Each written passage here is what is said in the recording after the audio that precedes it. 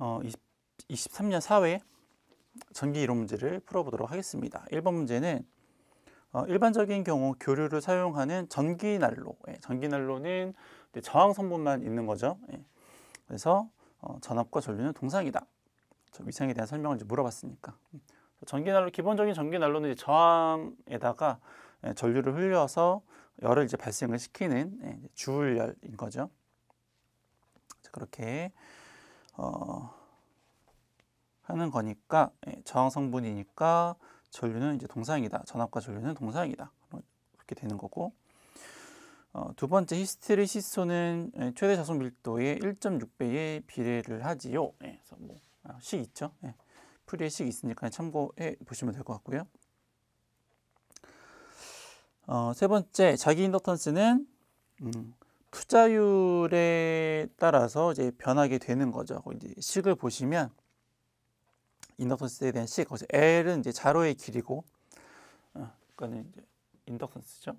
코일이 이렇게 있으면은 자속에 흐르는 요 길이가 이제 L이 되는 거고, 식 이제 책에 있으니까는 투자율 있는 거고, 이제 거기 A라고 나오는 거는 이제 이렇게 코일이 이렇게 감기면, 요 면적이 있겠죠.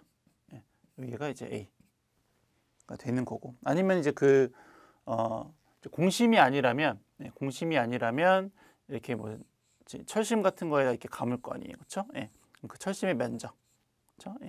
그 철심의 면적이 이제 A다라고 이제 보시면 될 것 같고요. 거기에 N은 얘가 감긴 몇 번 감겼냐, 그렇죠? 이제 권수를 이제 의미를 하는 거니까, 그 중에서 그 자기 인덕턴스는 거기 나오는 값들 중에서는 투자율에 따라서 이제 변화가 된다라고 이제 하는 거죠.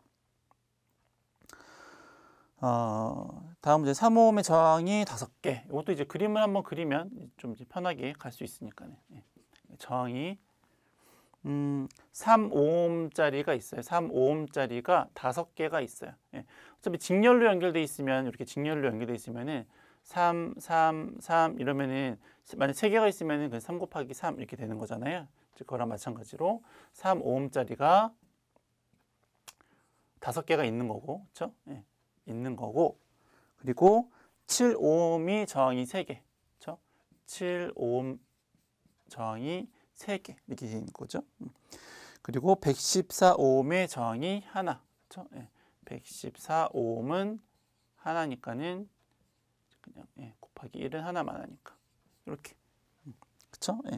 그랬을 경우에 합성 저항 값은 어떻게 될까요? 이렇게 물어보는 거죠. 직렬로 다 연결돼 있으니까는 다 더하면 되는 거죠. 3 곱하기 5에 플러스 7 곱하기 3에 플러스 114 이렇게 되는 거죠. 그래서 계산기로 누르면 155ohm이 된다. 뭐 이런 거니까 기본적인 문제이니까 이제 보시면 될 것 같고요. 이제 그림과 같이 교류 전압이 있어요. 요걸 이제 우리가 순식값이다라고 이제 부르는 거죠. 그렇게 표현된 거. 전압이죠. 전압인데 141.4에 사인에 100파이 t 이렇게 되어 있는데, 그때 요 앞에 나오는 요 값을 우리가 최대값이다라고 이제 부르는 거죠. 그렇죠? 그리고 요 최대값을 루트 2로 나누면 걔를 우리가 이제 실효값이다 이렇게 부르는 거죠. 요거는 이제 순식값으로 부르는 거고. 이렇게. 그럼 141.4, 점 잘못 찍혔네요. 141.4, 141.4를 이제 141.4를 루트 2로 나누면, 루트 2가 1.41싸니까는 100V 정도 나오겠네요. 실효값은 100V다 이렇게 되는 거죠. 그림과 같이 자극 사이에 흐를 때 힘은 어떤 방향으로 작용을 할까요? 전동기 원리인 거죠. 전동기 원리. 그래서 그림을 보시면 왼손 법칙이죠. 왼손 법칙이어서 자개는 이제 N에서 S극으로 이렇게 생성이 되는 거고, 그렇죠? 전류는 여기 이제 모양을 보시면 이렇게 점 찍힌 거는 이제 이렇게 전류가 나오는 방향인 거고, X자로 되어 있는 거는 전류가 이제 들어가는 방향인 거죠. 이 그림에서 보니까 점으로 찍혀 있으니까는 뭐 화살표 방향도 있네요. 예, 전류는 이렇게 흐른다. 그렇죠? 그럼 힘은 예, 전류랑 자계가 있으니 자속이 있으니까. 예, 그럼 힘은 이제 어떤 방향으로? 예, 요 가에 대한 방향으로 힘이 작용을 한다. 그렇죠? 예, 그래서 답은 이제 1번이 되겠네요. 그렇죠? 플레밍의 왼손 법칙. 전동기에 대한 법칙인 거고, 플레밍의 오른손 법칙은 발전기에 대한 법칙인 거고. 예.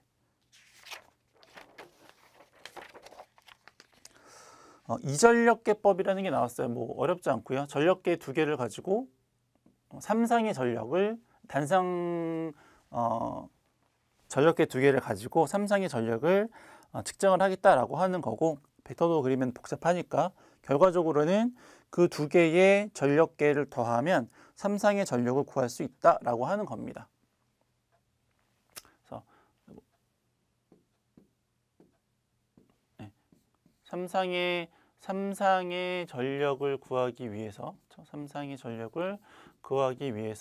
단상 전력계에 나오는 그 측정값 두 개를 더하면 그러면 이제 삼상 전력을 이제 구할 수 있다. 이제 뭐 그런 거니까 얘는 둘 다 200이네요. 200 플러스 200이니까 400이 되겠네요. 그렇죠? 답은 3번이고. 8번 기전력하고 내부 저항 전지 10개가 직렬로 연결되어 있는데 2오음의 저항을 가진 전구에 연결을 하고 싶다. 전구에 흐르는 전류는 어떻게 될까요? 예, 그림을 한번 그려보죠.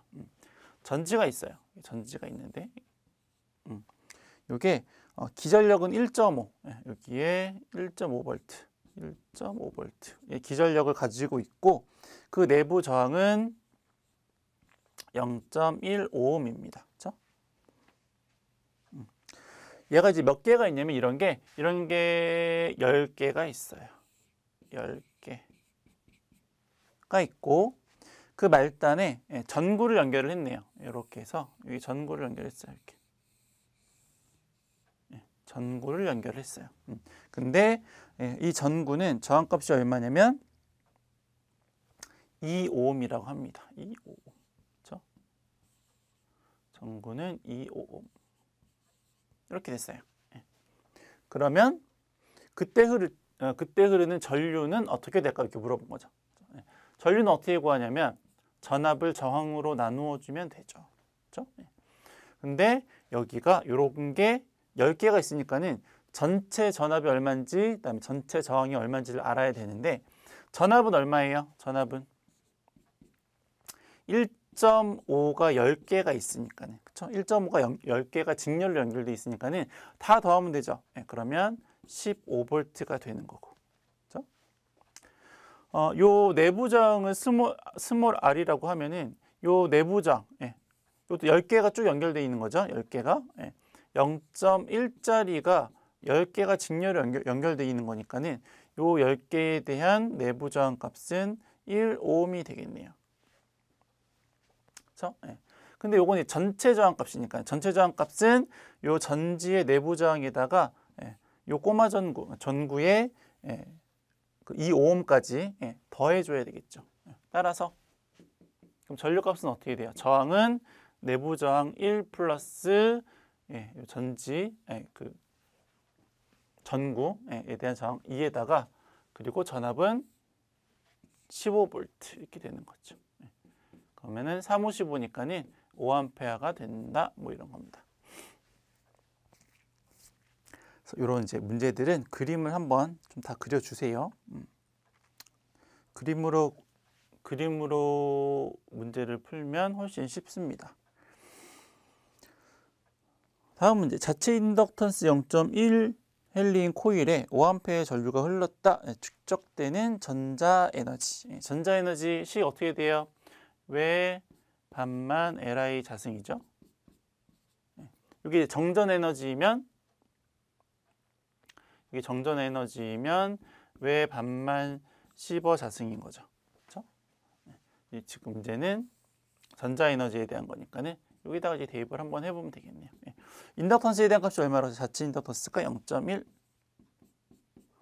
전류값은 얼마라고 있을까요? 5. 그래서 계산기 누르면 돼요. 식만 이제 알면은 구할 수 있는 문제니까는 1.25. 예. 전자에너지에 대한 그리고 정전에너지에 대한 식은 기억을 해두세요. 외우기도 쉽잖아요. 그렇죠? 왜 반만 Li 자승하고 왜 반만 C버 자승하고 그렇죠? 그래서 기억을 해두시면 될 것 같고요. 10번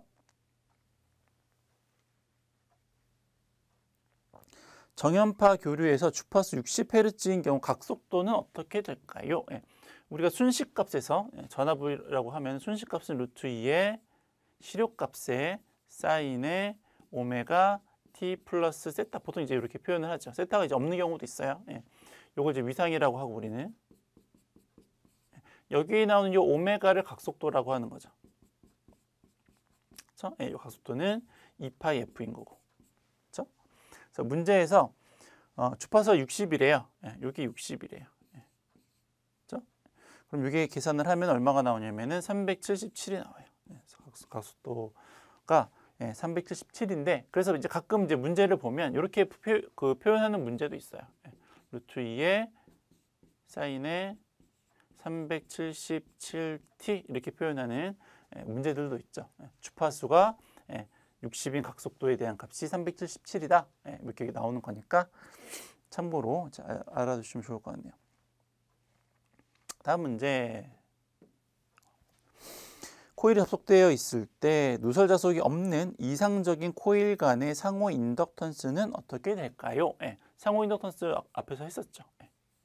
원래 이제 이렇게 구하는 건데 누설 자속이 없을 경우에는 1이니까 그 이제 보기 3번에 나온 것처럼 할 수 있겠다라고 하는 겁니다. 그렇죠? 결합계수의 범위가 0에서부터 1 사이다라고 이제 말씀도 드렸었고. 다음 문제는 4, 6, 8의 세 개의 저항이 병렬로 접속했을 경우에 합성 저항은 어떻게 될까요? 여태까지 좀 직렬 합성 저항값 이제 물어보는 문제였는데 이거 이제 병렬 문제네요. 그렇죠? 병렬 문제.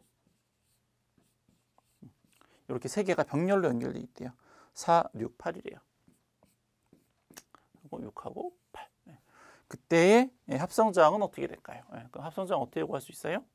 4분의 1 플러스 6분의 1 플러스 8분의 1분의 1 이렇게 해서 계산기 이제 누르시면 되죠. 여기 조금 어려우면 보통 2개짜리는 많이 외우죠. R1하고 R2라고 했을 경우에 2개짜리는 R1 플러스 R2분의 R1 곱하기 R2 이렇게 하죠. 그럼 4하고 6이니까는 4 플러스 6에 4 곱하기 6 이렇게 되는 거죠. 4, 6이 24. 요건 10이니까는 2.4죠. 위에 게. 그럼 밑에 거 다시. 이것도 다시 2개라고 생각하고 구하면 되잖아요. 위에는 2.4였고 얘는 8이네요. 그럼 다시 2.42 플러스 8에 2.4 곱하기 8. 요거 이제 계산기 넣기가 어려우시면은 2개씩 해가지고 계산을 하셔도 상관없어요. 어쨌든 그렇게 풀면 답이 1.8이다 라고 하는 거죠. 1.85. 그렇죠? 그래서 직렬도 병렬도 어쨌든 합성저항 구하는 이런 문제들은 푸실 수 있어야 되겠죠. 3번 문제를 보시면 0.25옴의 컨덕턴스 2개를 직렬로 접속을 했대요. 그러면 그림을 한번 그려보면 이렇게 0.25짜리죠. 2개가 있어요. 이렇게 직렬로 연결을 했고요. 그때에 여기에 전원을 얼마짜리를 연결했는지는 모르겠는데 그 전원을 연결했을 경우에 전류에 대한 값이 3A 되도록 하고 싶다라고 하는 거죠. 그렇죠? 전류에 대한 값이 3A 되도록 하고 싶다. 우리가 뭘 구하는 거냐면 이제 V를 구해야 되는 거죠. 그때 전압이 얼마일까요? V는 IR이죠. V는 IR이니까 전류는 3A가 나왔으니까는 이제 여기다가는 3을 대입을 하시면 되는데 저항값이 안 나왔어요. 저항값이 안 나오고 뭐가 나오냐면 컨덕턴스에 대한 값이 나왔죠. 우리가 컨덕턴스랑 저항은 어떤 관계가 있다라고 했냐면 서로 역수에 대한 관계가 있다라고 말씀을 드렸어요. 그러면 요거는 저항으로 바꾸면은 얘는 어떻게 돼요? 0.2분의 1이 되겠죠. 역수니까. 그러면 전체 합성 저항값은 우리가 어떻게 구할 수 있어요? 합성 저항값은 두 개가 직렬로 연결되어 있으니까 0.2분의 1 플러스 0.2분의 1 이렇게 되겠네요. 그러면 0.2분의 2가 되겠죠. 이렇게 나누면은 0.1분의 1인데 0.1은 10분의 1이죠. 그러니까는 밑에가 이제 0.1인데 여기 10분의 1이니까는 최종적으로 정리를 하면 이건 15옴이 되겠네요. 그렇죠? 10분의 1분의 1이니까 뒤집어져서 15옴이 되겠죠. 그러면 이 저항값이 얼마라고요? 10. 따라서 얼마의 전압을 인가를 하면 되냐면 30V에 대한 전압을 인가하면 그럼 4A의 전류가 흐르겠다. 이렇게 되는 거죠. 답은 3번이고요. 14번. 도체 전기 저항에 대한 설명으로 옳은 것은 전기 저항은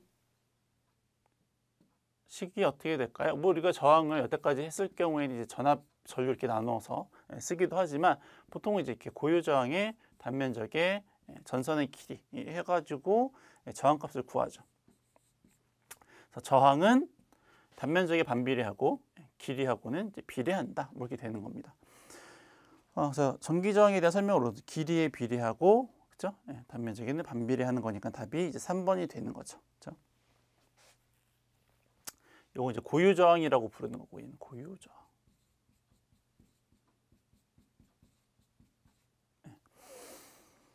3번이고 15번. 어떤 도체 1A의 전류가 1분간 흐를 때에 도체를 통과한 전기량은 어떻게 될까요? 우리가 전기량 앞에서 했었는데 요 Q는 전류가 얼마 동안의 시간 동안 얼마만큼의 전류가 흘렀느냐 이제 그게 전기량인데 그때 주의하실 점은 이게 시간이 초에 대한 단위다 라는 것만 주의를 하시면 되는 거죠. 전류가 얼마나 흘렀냐면 1A의 전류인데 1분간 흘렸으니까 1분을 초로 바꾸면 60초죠. 1A가 60초 동안 흘렀다. 60쿨롱이 전체 통과한 전기량이 되겠다라고 하는 거죠. 그렇죠? 16번. 아까 했었던 거죠. 이전력계법. 이전력계법에 3상의 전원을 두 개의 단상의 전력계를 가지고 측정을 할 수가 있는데 그때의 값은 서로 더한 값이다. 답은 3번이고. 무효전력은 뭐 시험에서 나온 적이 없으니까는 유효전력만 기억하고 무효전력은 뭐 하다 이제 공부가 난 더 이상 할 게 없다. 이제 그러면 무효전력도 한번 이제 봐두시면 좋을 것 같아요. 근데 공부가 좀 덜 된 상태라면 이제 유효전력만 기억을 좀 해두시면 되겠네요. 다음 문제 평형 3상 교류 델타와 Y 회로의 이제 등가 변환인 건데 요건 이제 모양을 보면은 델타 모양이 있고 이제 Y 모양이 있는데 Y는 쪼개진 거죠. 얘는 이제 하나잖아요. 하나가 쪼개졌어요. 그래서 델타를 Y로 바꿀 때에는 임피던스 값이 3분의 1만큼 그리고 얘는 세 개가 뭉쳐지죠. 그래서 이렇게 Y에서 델타 결선으로 갈 경우에는 임피던스를 3배만큼 하면 됩니다. 평형일 경우에. 그러니까 이 세 개의 값이 모두 같을 경우에. 여기에 나오는 세 개의 임피던스 값이 모두 동일할 경우에는 변환할 때 델타를 Y를 변환할 필요가 있고요. Y를 델타를 변환할 필요가 있는데 그때의 임피던스 값이 델타를 Y로 바꿀 때에는 3분의 1, Y가 델타로 바뀔 때에는 3배만큼 한 상의 임피던스를 그렇게 이제 바꾸시면 됩니다. 그래서 17번 답이 1번이죠. 각상의 임피던스를 3배로 한다. 그렇죠? Y가 델타로 되는 거니까 각상의 임피던스를 3배로 하면 등가 변환할 수 있다. 뭐 이런 겁니다. 비사인파 교류의 일반적인 구성이 아닌 거는 삼각파를 우리가 비사인파라고 부르는 거죠. 그렇죠? 삼각파는 뭐 모양이 뭐 톱니파가 될 수도 있고 어쨌든 이런 거를 이제 삼각파라고 하는데 이런 삼각파를 우리가 비사인파라고 부르는 거고요. 비정연파. 이런 것들을 우리가 분해해서 이거에 대한 성분을 한번 어떤 게 있는지 알아봤더니 그 안에 직류분도 있고 기본파에 대한 성분도 있고 이제 고조파에 대한 성분도 있더라. 이제 그렇게 성분을 나누어서 해석을 하는 것을 우리가 풀이의 급수라고 하는 거죠. 그래서 비스앤파 규례의 일반적인 구성이 아닌 것은 답이 4번이 됩니다. 19번. 대칭 3상 교류의 성형 결선. 성형이라고 하는 건 스타 결선이고요. 스타라고 하는 결선은 우리가 Y 결선이라고 하는 걸 의미를 합니다. 대칭 3상 교류 Y 결선이라고 보시면 돼요. 성형 결선은 선간전압이 220일 때 상전압이 어떻게 될까요? 그러니까 Y 결선이니까는 앞에서 했었죠. Y 결선일 경우에 선간전압이 있고 상전압이 있다라고 말씀을 드렸죠. 그때의 선간전압은 상전압의 몇 배라고 했어요? 루트 3배다라고 말씀을 드린 거죠. 그러면 선간전압이 220이라면 그렇죠? 요게 220V라면 그럼 상전압은 어떻게 구해요? 선간전압을 루트 3으로 나누어서 그렇죠? 그래서 계산기를 누르면 127V가 된다더라라고 하는 거죠. 그렇죠? 얘를 구하려면 루트 3을 이제 반대로 넘기면 되는 거니까. 마지막 물구황산 용액에 구리와 아연판을 넣으면 전지가 됩니다. 그때 전지를 우리가 볼타 전지라고 하는 거죠. 그렇게 됐을 때 양극에 대한 설명으로 옳은 것은 우리가 이제 화학 전지죠. 여기 이제 H2SO4 물구황산을 채워 넣고 거기에다가 아연판하고 구리판을 넣는 거죠. 그렇죠? 아연하고 구리를 넣어서 연결을 하면 뭐 전구 같은 거를 이렇게 연결했다고 치죠. 그렇게 했을 경우에 어떤 현상이 나타나냐면 이 아연판 쪽에서 이제 산화가 일어나죠. 그래서 전자가 이동을 합니다. 그래서 그 전자가 구리판에 가면 이제 어떻게 되느냐? 이제 환원작용이 되는데 이 전자가 뭐랑 결합하냐면 여기에 있는 수소랑 여기 넘어온 전자랑 결합을 하죠. 그래서 이제 수소 기체로 이제 나오는 겁니다. 여기 이제 볼타 전지고 이제 그럼 전자가 이동하면서 이제 전류가 흐르는 거니까는 전구에 이제 불이 들어오겠죠. 그래서 이제 양극, 여기죠? 구리에 대한 설명으로 옳은 것은 양극은 이제 구리판이고 환원작용이 일어나는 거고요.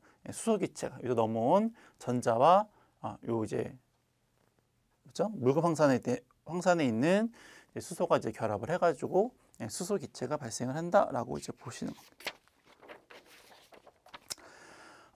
네, 23년 사회 전기 이론 문제를 모두 풀어보았습니다.